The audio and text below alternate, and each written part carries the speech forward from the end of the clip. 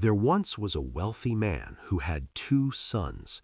The younger son, full of dreams and curiosity, went to his father one day and said something shocking. "Father, give me my share of the inheritance now." In those days, asking for your inheritance early was like saying, "I wish you were already gone." But instead of getting angry, the father quietly agreed.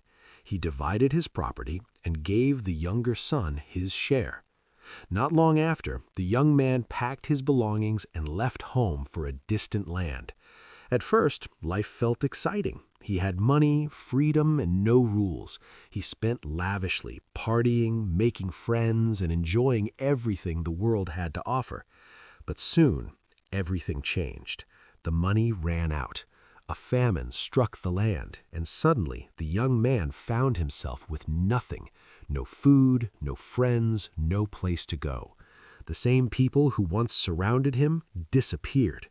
Desperate, he took a job feeding pigs, something considered extremely low and shameful. He became so hungry that even the food meant for the pigs started to look appealing. That's when reality hit him.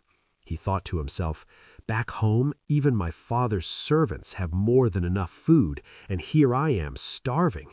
I've made a terrible mistake." So he made a decision. He would go back home, not as a son, but as a servant. He planned his words carefully. "Father, I have sinned against heaven and against you. I am no longer worthy to be called your son. Please treat me like one of your hired servants." With a heavy heart, he began the journey back home. While he was still far away, his father saw him. It seems the father had been watching and waiting every day, hoping his son would return. And when he finally saw him in the distance, he didn't stand still or wait for an apology. He ran. The father ran to his son, embraced him tightly, and kissed him. The son began his prepared speech. "Father, I have sinned," but the father didn't let him finish. Instead, he called out to the servants, "Quick, bring the best robe and put it on him. Put a ring on his finger and sandals on his feet. Prepare a feast. We are going to celebrate, because this son of mine was lost, and now he is found." And just like that, what could have been a moment of shame became a moment of joy.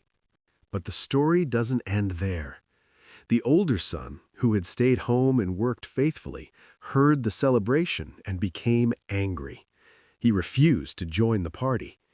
When the father came out to speak with him, the older son said, "I've been here all this time, obeying you, and you never threw a party for me.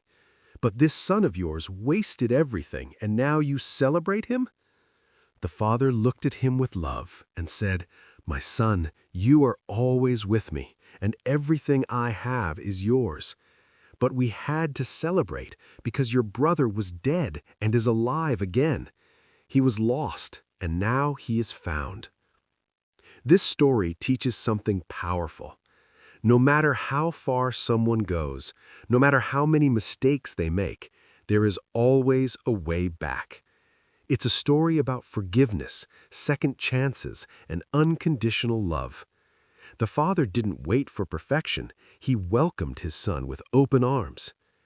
If you've ever felt lost, made mistakes, or thought it was too late to turn back, this story says otherwise. There is always hope, and there is always a way home. Thanks for watching.